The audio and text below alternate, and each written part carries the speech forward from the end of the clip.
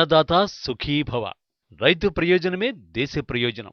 భూమిని నమ్ముకున్నోడు ఆనందంగా ఉంటేనే మిగిలిన వారు సుఖంగా ఉండగలుగుతారంటూ కొటేషన్లు, ఊకదంపుడు ప్రసంగాలు చాలానే వినిపిస్తుంటాయి మన పవిత్ర భూమిలో. రైతు బాగు గురించి మాటలు చెప్పే ప్రభుత్వాలు ఇప్పుడు అన్నదాతని ఏకంగా రోడ్డున పడేయడానికి చట్టాలు చేస్తున్నాయి. సేకరణ పేరుతో భూమిపుత్రుడికున్న కాస్త భరోసాని కూడా లేకుండా చేసే చీకటి ప్రయత్నాలు జరుగుతున్నాయి. వ్యవసాయ దేశంలో భూమిని నమ్ముకున్నోడు బలైపోతున్నాడా అంటే గత కొన్నేళ్లుగా జరుగుతోన్న పరిణామాలు, మారుతోన్న పరిస్థితులు చూస్తుంటే అలాగే అనిపిస్తోంది. ఓవైపు కరువు కాటేస్తోంది, మింగడానికి మెతుకులేని పరిస్థితి. అయినా సరే బాధని పంటి బిగువనే భరిస్తూ భవిష్యత్తు మీద ఆశతో తాను పస్తులుండైనా సరే మిగిలిన వారి కడుపు నింపుతోన్న రైతు బిడ్డ ఇప్పుడు ఎవరికీ అక్కర్లేని వాడైపోయాడు.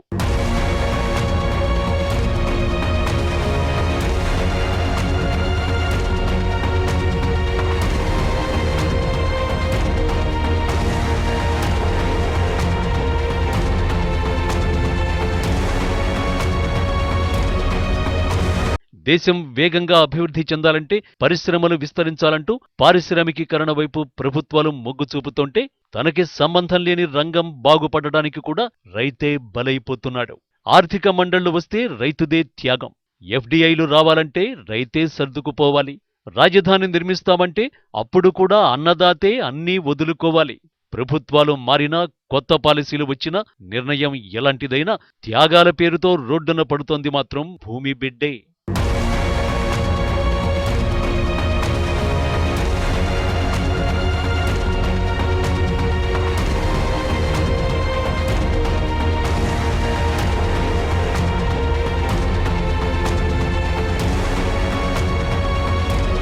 మట్టి మీద ప్రేమతో, ఆ మట్టే ప్రాణంగా నేలని నమ్ముకుని బతికే రైతుకి ఇప్పుడు కన్నతల్లి లాంటి భూమి మీద హక్కు లేకుండా పోతోంది. అన్నదాతే వెన్నెముకని చెప్పుకునే దేశంలో అందరి ఆకలి తీర్చే రైతన్నే కూలీగా మారిపోతున్నాడు. కొంతమంది బడాబాబుల ప్రయోజనాలు, వందల పరిశ్రమల స్థాపన కోసం వేల మంది రైతులు లక్షల ఎకరాల భూముల్ని పోగొట్టుకుని రోడ్డున పడుతున్నారు.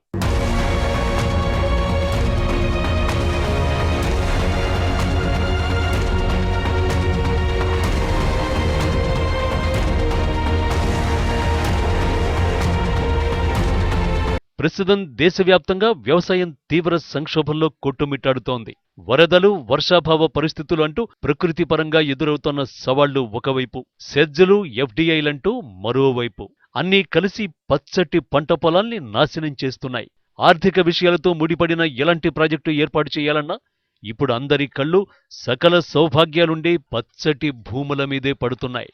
అభివృద్ధి కార్యక్రమాల కోసం వ్యవసాయదారుల నుంచి భూములు సేకరించాల్సి వస్తే అలా భూమి ఇచ్చినోళ్లే మొదటి లబ్ధిదారు కావాలనేది సహజ న్యాయసూత్రం. రైతుల్ని కాదని, వారి భూముల్ని బలవంతంగా లాక్కోవడానికి వీల్లేదని, వారి పొట్టకొట్టే చర్యలకి దిగితే ఊరుకోబోమని అత్యున్నత న్యాయస్థానం కూడా చాలాసార్లు చెప్పింది. కానీ కోర్టు మాటలు అక్కడికే పరిమితమైపోతున్నాయి. దొంగ లెక్కలు చెప్పి భూములు లాక్కొని రైతు పీక నొక్కేస్తుంటే తనకి అన్యాయం జరిగిందని చెప్పుకోవడానికి సైతం అన్నదాత ధైర్యం చేయలేకపోతున్నాడు.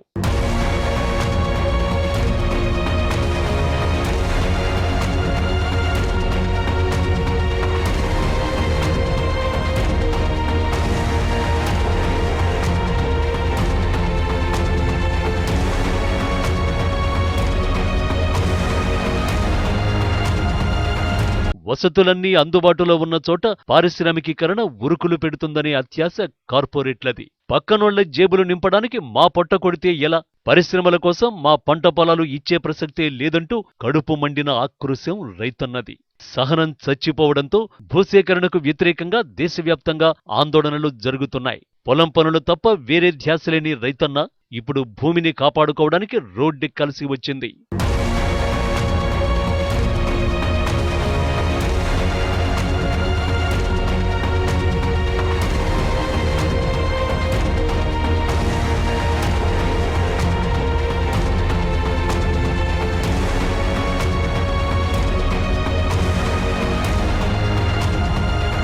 ఇంత జరుగుతోన్నా ప్రభుత్వాలకి మాత్రం అన్నదాతల ఆవేదన అస్సలు పట్టట్లేదు. అధికారంలో ఎవరున్నా ఇదే తంతు. 2 ఏళ్ల క్రితం భూసేకరణ చట్టంలో మార్పులు తెస్తే యూపీఏ విధానాల్ని తీవ్రంగా వ్యతిరేకించి రైతు సంక్షేమం గురించి చాలా మాటలే మాట్లాడింది బీజేపీ. ఆర్థిక మండళ్లకి అడ్డుపడింది. అయినా యూపీఏ తన నిర్ణయాలు తాను తీసేసుకుంది. ఇప్పుడు బీజేపీ వంతొచ్చింది. తాను అధికారంలోకి రాగానే యూపీఏ చేసిన సవరణల కంటే కఠినమైన చట్టాన్ని రూపొందించి దానిని ఆమోదించుకోవడానికి ఏకంగా ఆర్డినెన్స్ తెచ్చేసింది. రైతుల ఇష్టాయిష్టాలతో పని లేకుండా భూమి ఇవ్వడానికి ఆమోదిస్తే ఓ సెక్షన్, ఆమోదించకపోతే మరో సెక్షన్ అంటోంది. అంటే అన్నదాత ఊకొట్టినా భూమి ఉండదు, ఊ అనకపోయినా భూముండదు. ఫైనల్ గా రైతుల్నుంచి భూములు తీసుకోవడం మాత్రం ఖాయం. భూసేకరణ చట్టానికి అనువైనటువంటి మార్పులు కొన్ని చేశారు. అవి నిజంగా కొన్ని చెప్పాలంటే అవి రాష్ట్ర ప్రభుత్వానికి కొంత అనుకూలంగాను, భూములు ఎవరైతే ఇస్తారో వాళ్ళకి అసలు ప్రతికూలంగా ఉన్నమాట నిజం. ఎందుకంటే భూములు వాళ్ళ అనుమతులు లేకుండా తీసుకోవడానికి కానీ మార్కెట్ రేట్లు చాలా పెట్టారండి. ఈ కొత్త చట్టంలో ప్రభుత్వం చేసినటువంటి భూసేకరణ చట్టం చాలా క్లిష్టతరంగా కూడా ఉంది. అంటే వాళ్ళు చెప్పేది ఏంటంటే ఏదైనా పరిశ్రమలు పెట్టడానికి వచ్చిన వాళ్ళకి ఈ భూసేకరణ చట్టం పెద్ద అడ్డంకిగా తయారైంది, ఆటంకంగా ఉంది. దీన్ని సవరించకపోతే ఎవరు కొత్తగా పెట్టుబడులు పెట్టడానికి కానీ పరిశ్రమలు పెట్టడానికి కానీ ముందుకు రారు అన్నటువంటి ఒక సాకైతే చూపెడుతున్నారు. చేతికందిన కూడు నోటిదాకా వచ్చే రోజులు ఎప్పుడో పోయాయి. అయినా సరే భూమాతని చూసుకుని ధైర్యంగా ఉండేవాడు రైతన్న.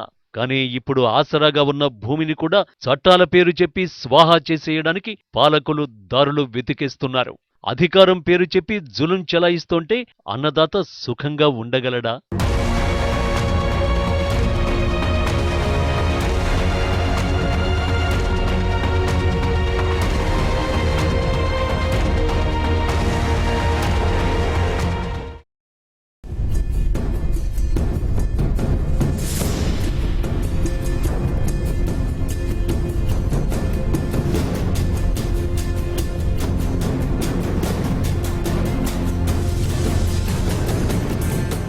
రాజకీయంగా ప్రకంపనలు సృష్టిస్తోంది భూసేకరణ ఆర్డినెన్స్. మోడీ సర్కారు చేసిన మార్పులతో కొత్త బిల్లు అమలైతే రైతు నిలువున మునిగిపోతాడని, కార్పొరేట్ సంస్థలకు మేలు చేసే ఇలాంటి బిల్లును చట్టంగా మారనివ్వబోమని, అన్నదాత నడ్డి విరిచే ఇలాంటి బిల్లుల్ని అమలు చేయడానికి ఎట్టి పరిస్థితుల్లో ఒప్పుకోబోమంటున్నాయి మిగిలిన రాజకీయ పక్షాలు. కొంతమంది పారిశ్రామికవేత్తలకు ఈ మేలు జరిగే ఉద్దేశంతో రైతులకు అన్యాయం జరిగినా పర్వాలేదు, రైతు కూలీలు చిన్న చిన్న కమతాలో ఉన్నటువంటి వారికి అన్యాయం జరిగినా పర్వాలేదని చెప్పి వీరు ఆర్డినెన్స్ తీసుకొచ్చారు. ఆర్డినెన్స్ తేవడానికి అంత అత్యవసర పరిస్థితి ఏం లేదు. పార్లమెంటు సమావేశాలు జరగబోతున్నాయని తెలిసినప్పుడు కూడా ఆర్డినెన్స్ తీసుకురావడం చాలా బాధాకరం. మరి ఈ ఆర్డినెన్సులతో కాదు ప్రభుత్వం నడపాల్సింది, మరి చట్టబద్ధంగా నడపాలని కూడా మరి రాష్ట్రపతి గారు కూడా ఆ రోజు వ్యాఖ్యానించడం మనం చూసాం. నిజానికి 2013 చట్టం ప్రకారం 70% మంది రైతులు అంగీకరిస్తేనే పరిశ్రమలకి భూములు ఇవ్వడానికి వీలుండేది. ఒకవేళ నయానో భయానో రైతుల దగ్గర నుంచి భూములు లాక్కోవాలని ప్రయత్నించిన నిబంధనలు ఒప్పుకునేవి కావు. కానీ కొత్తగా చేసిన భూసేకరణ ఆర్డినెన్స్ అమల్లోకి వస్తే ప్రభుత్వం ఎంత చెబితే అంత. రైతులకు తమ భూమిపై ఎలాంటి హక్కు ఉండదు. న్యాయం కోసం కనీసం కోర్టు మెట్లెక్కడానికి సైతం వీల్లేని దుస్థితి అన్నదాతది.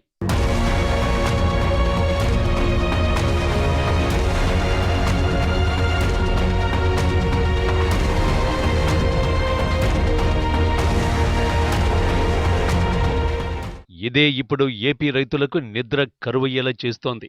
ఓవైపు రాజధాని నిర్మాణం కోసం ఆంధ్రప్రదేశ్ ప్రభుత్వం భూములు సేకరిస్తోంది. తొలి దశలో 30,000 ఎకరాల భూముల సమీకరణని టార్గెట్గా పెట్టుకున్న గవర్నమెంట్ 70% ల్యాండ్స్ కలెక్ట్ చేశామంటోంది. వీరిలో చాలా మంది రైతులు ప్రభుత్వానికి తమ భూముల్ని స్వచ్ఛందంగానే ఇస్తున్నారు. భూ సమీకరణలో అయితే మొత్తం భూమిని కోల్పోయే అవకాశం ఉంది. అదే ల్యాండ్ పూలింగ్ విధానంలో అయితే కనీసం 20% భూమైనా దక్కుతుందనే ఆశతో రైతులున్నారు. కానీ ఇక్కడ మన రాష్ట్రానికి సంబంధించిన వరకు జరుగుతున్నది ఏంటి? ఒక బిల్డింగులు, రోడ్లు, రహదారులు, ఒక కొత్త రాజధాని నిర్మాణం. అక్కడ పరిశ్రమలు క్రమంగా రావచ్చు కాక, కానీ ఇవాళ భూ సమీకరణ పేరుతో చేస్తున్నదంతా కూడా ఏంటంటే ఒక రాజధాని నిర్మాణం కోసం చేస్తున్నారు. దానికోసం రైతులందరూ తమ భూములు ఇవ్వాల్సినటువంటి పరిస్థితి వచ్చింది.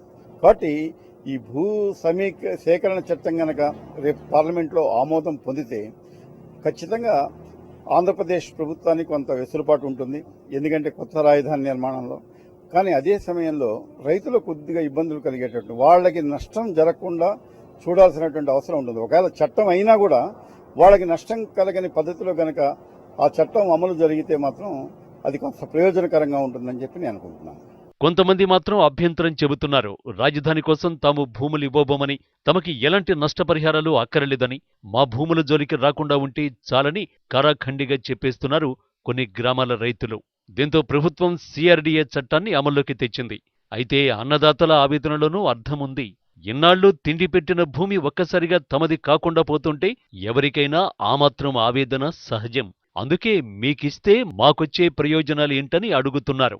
రైతులకిచ్చే పరిహారం విషయంలో అనేక అనుమానాలున్నాయి. పరిహారం చెల్లించే విషయంలో పూర్తిస్థాయి నిర్ణయమేంటో ప్రభుత్వం ఇంకా చెప్పలేదు. దీంతో అసలు పరిహారం ఎంత వస్తుందో, ఎప్పుడు చెల్లిస్తారో రైతులకు అర్థం కావడం లేదు. అందుకే చాలామంది భూములివ్వడానికి ముందు వెనుక ఆలోచిస్తున్నారు. ప్రజల్లో ఉన్న ఈ అనుమానాలు, భయాందోళనల్ని తొలగించగలిగితే భూసేకరణ అనుకున్నంత కష్టం కాకపోవచ్చనే మాట వినిపిస్తోంది. అమెరికా అయితే 1.5% వ్యవసాయం మీద ఆధారపడేవాళ్ళు. చైనా లాంటి పెద్ద దేశంలో 16%, మన దేశం 65%. 65% రైతులు గ్రామాల్లో, ఇటువంటి సౌకర్యాలు లేని గ్రామాల్లో, ఇటువంటి ఆదాయం లేకుండా రైతులుగా మిగిలి ఉండాలన్న భావన చాలా దుర్మార్గమైన భావన. చట్టం అంతకుముందు వచ్చిన ల్యాండ్ ఎక్విజిషన్ చట్టం కానీ ఇప్పుడు చాలా సవాళ్ళు చేశారు. కనీస అవసరానికైనా గవర్నమెంట్ ఎక్వైర్ చేయొచ్చని. అలా గవర్నమెంట్ సంబంధం ఏముంది? ఎవరికి కావాలంటే వాళ్ళ పొలాలు కొనుక్కుంటారు. ఒకవేళ కొనుక్కోడానికి వాళ్ళ పొలాలు దొరకట్లేదు, ఎక్కడ విపరీతంగా దొరుకుతున్నాయి. ఏదైనా పని మొదలుపెట్టినప్పుడు ఒకేసారి అందరినీ ఒప్పించాలంటే కష్టంతో కూడుకున్న వ్యవహారం. నిజానికి ఓ ప్రాంతం అభివృద్ధి చెందాలంటే ల్యాండ్ పూలింగ్ విధానం తప్పదు. అందుకే ఆంధ్రప్రదేశ్ ప్రభుత్వం కూడా రాజధాని నిర్మాణానికి ఈ పద్ధతిని అనుసరిస్తోంది. భవనాల నిర్మాణానికి కావలసిన భూమిని పూలింగ్ ద్వారా సేకరిస్తోంది. అయితే ఇలా సేకరించే సమయంలో ప్రభుత్వ విధి విధానాలు ఏంటి, వ్యూహాలేంటి అనే దాని గురించి రైతులకి కూడా స్పష్టంగా వివరించగలగాలి. మీకు తగిన పరిహారం మేమిస్తామని నమ్మకం కలిగించగలిగితే బాధితుల్ని ఒప్పించడం సులభమే. భూసేకరణ ఏ విధానంలో జరిగినా రాజధాని నిర్మాణం మాత్రం జరిగి తీరుతుంది. కాబట్టి రైతుల నుండి వ్యతిరేకత లేకుండా, ప్రతిపక్షాల నుండి విమర్శలు రాకుండా సామరస్యంగా సమస్యను పరిష్కరించుకోవలసిన బాధ్యత మాత్రం ప్రభుత్వానిదే. అప్పుడు ఆర్డినెన్సుల దాకా వెళ్లాల్సిన పని లేదు. అది పూర్తి చేయకుండా బలవంతంగా భూములు సేకరిస్తే మాత్రం మరిన్ని కొత్త ఇబ్బందులను కోరి తెచ్చుకున్నట్టే. అంతేకాకుండా రాజధాని నిర్మాణానికి కూడా మరింత జాప్యం జరిగే అవకాశం ఉంది.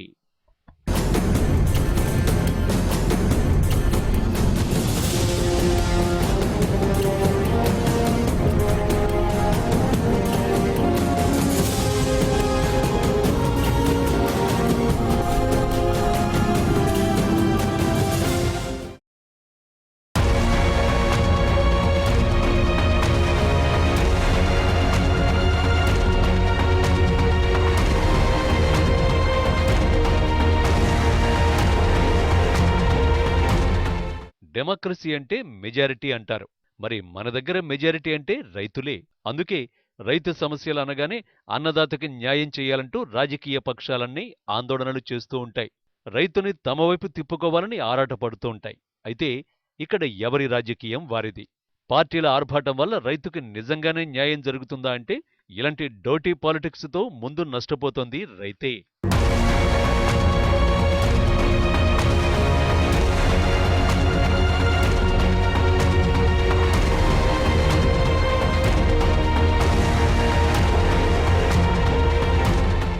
నిజానికి వ్యవసాయ రంగం కోసం వేల కోట్లు వెచ్చిస్తున్నాం, రైతు సంక్షేమమే పరమావధిగా మేం పనిచేస్తున్నామంటూ ప్రతి పార్టీ నోటికొచ్చిన వాగ్దానాలు చేస్తూనే ఉంటోంది. రైతు ప్రయోజనాల గురించి మాట్లాడేవారంతా వారి సంక్షేమానికి కట్టుబడి ఉన్నారా అంటే సమాధానం మాత్రం రాదు. ఇక్కడ ఆపదలు తీర్చడం కన్నా స్వార్థ ప్రయోజనాలే పరమావధి. అందుకే అధికారంలో ఉన్నప్పుడు ఒకలా, విపక్షంలో ఉన్నప్పుడు మరోలా వ్యవహరిస్తుంటారు నాయకులు. దీనికి ఏ పార్టీ అతీతం కాదు. అన్నదాతను అడ్డం పెట్టుకుని అందరూ లాభపడాలని చూసేవాళ్లే. ఇలాంటి సమయంలో ఆర్డినెన్సులు, చట్టాలు మంచి అవకాశంగా దొరుకుతున్నాయి. ముఖ్యంగా ఏపీలో సిఆర్డీఏ చట్టాన్ని విమర్శించేవారు ఎంతమంది ఉన్నారో దానికి అనుకూలంగా మాట్లాడేవారు కూడా అదే స్థాయిలో ఉన్నారు. కొన్ని నష్టాలున్నా సక్రమంగా అమలు చేస్తే ప్రభుత్వాలు, రైతులు ఇద్దరికీ న్యాయం జరుగుతుందనేవారు ఉన్నారు. అందుకే ఏపీ విషయంలో రెండు రకాల వాదనలు వినిపిస్తున్నాయి. భవిష్యత్తు తరాల అవసరాలు తీరాలన్నా, అందరికీ ఆమోదయోగ్యమైన రాజధాని నిర్మాణం జరగాలన్నా ముందు తగినంత భూములుండాలి. నచ్చి ఇస్తున్నారో, బతిమాలి ఒప్పించిన తర్వాత ఇస్తున్నారో కానీ మెజారిటీ రైతులు తమంతట తామే ప్రభుత్వానికి భూములిచ్చేస్తున్నారు. అదే సమయంలో భూసేకరణ వల్ల ఇటు రైతులు అటు ప్రభుత్వం ఇద్దరూ లాభపడేలా ప్రణాళికల్ని సిద్ధం చేయాలనే మాట ఉంది. ఏమీ లేదు. ఈడ అందరు కూడా అనుకున్నారు, ఈడ పొలాలు కూడా రైతులు అమ్మట్లా. రోజు రోజుకి వాళ్ళు చెప్పుకుని వాళ్ళ దగ్గర ఉండే పొలాలు, ఎక్కువ పొలాలు ఏమి అమ్మలా, మీడియంగా పొలాలు అమ్మారు అంతే. ఈడ మేము 3-4 రోజుల నుంచి, వారం రోజుల నుంచి రోజు వస్తున్నాం ఈడికి. ఎవరు అమ్మట్లేదు. ప్రతి ఒక్కళ్ళు రైతులు వాళ్ళ దగ్గర ఉంచుకుంటున్నారు. వాళ్ళ కాడ 5 ఎకరాలు అంటే 1 ఎకరం అమ్ముకుని 4 ఎకరాలు వాళ్ళు ఇక్కడే ఉంచుకున్నారు. మేము గవర్నమెంట్కి ఇస్తామని చెప్తున్నారు కానీ ఎవ్వరు ఏమో అని చెప్పట్లేదు. 1-2 ఊర్లు కాకపోతే పక్కన చాలా పిల్లలు ఇచ్చేదానికి రెడీగా ఉన్నాయండి. ఇచ్చేదానికి చాలా మంది.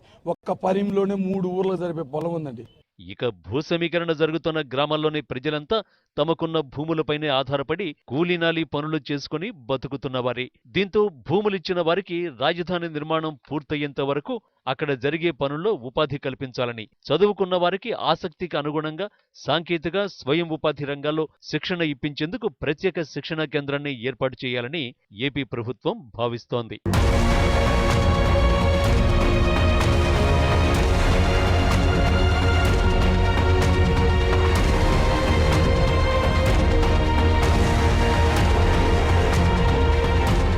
భవిష్యత్తులో రాజధాని నగరం చుట్టూ రానున్న వివిధ రకాల ప్రభుత్వ, ప్రైవేటు అనుబంధ సంస్థల్లో ఉపాధి కల్పించే బాధ్యతను కూడా ప్రభుత్వమే తీసుకోనుందనే ప్రచారం జరుగుతోంది.